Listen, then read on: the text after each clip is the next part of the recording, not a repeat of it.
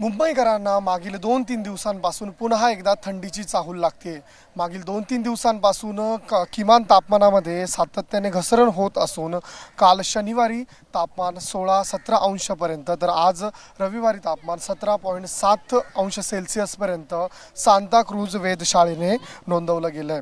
उत्तर भारतामध्ये होणाऱ्या बर्फवृष्टीचा किंचितसा परिणाम महाराष्ट्रावरही आपल्याला पाहायला मिळतोय। मागील 2 ते 3 दिवसांपासून पहाटेच्या वेळी सातत्याने कमाल तापमानात घसरण होताना आपल्याला दिसून येते। सकाळी जरी कमाल तापमानामध्ये घसरण होत असली तरी दिवसा मात्र तापमान पुन्हा आपल्या पातळीवर येत असून मुंबईकरांना उकाडा जाणवतोय। अशा समविषम तापमानामध्ये मुंबईकरांना आरोग्यविषयक बाबी देखील जाणवू शकतात। त्यामुळे डॉक्टरांनी आपली काळजी घेण्याचं आवाहन केलं आहे। पुढील काही दिवस तापमान असंच घसरणार असून नागरिकांनी आपली काळजी घ्यावी। कॅमेरा पर्सन मोहनसह मी ऋतिक गणकवार, TV9 मराठी, मुंबई।